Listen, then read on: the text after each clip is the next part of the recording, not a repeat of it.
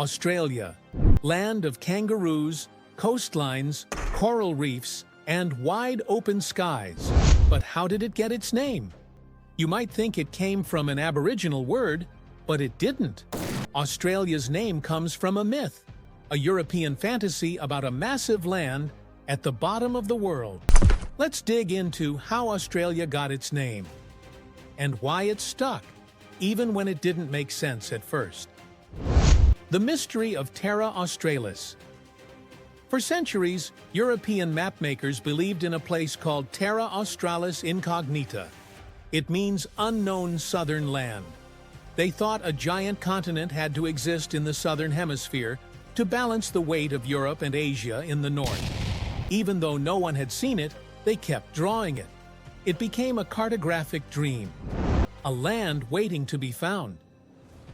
Early explorers and the name emerges. In the 1600s, Dutch explorers became the first Europeans to reach the continent's western and northern coasts. They called it New Holland, but didn't explore much further inland. Then, in 1770, Captain James Cook charted the east coast and claimed it for Britain. He didn't use Australia yet. He called it New South Wales. But back in Europe, scholars and explorers were still fascinated by Terra Australis. And over time, the name evolved. The name Australia takes over. The first person to officially use the name Australia to refer to the continent was British navigator Matthew Flinders.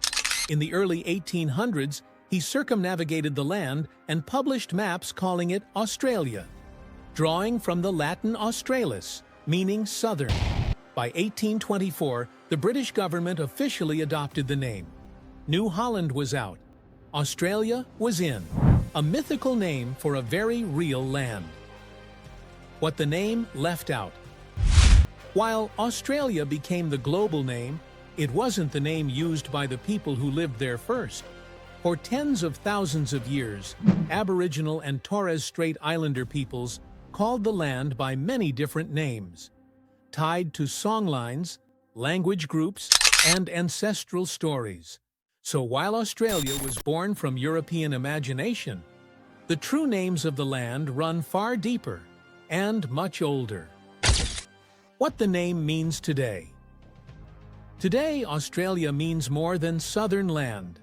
It's a country known for its biodiversity, cultural mix, and growing recognition of its Indigenous past.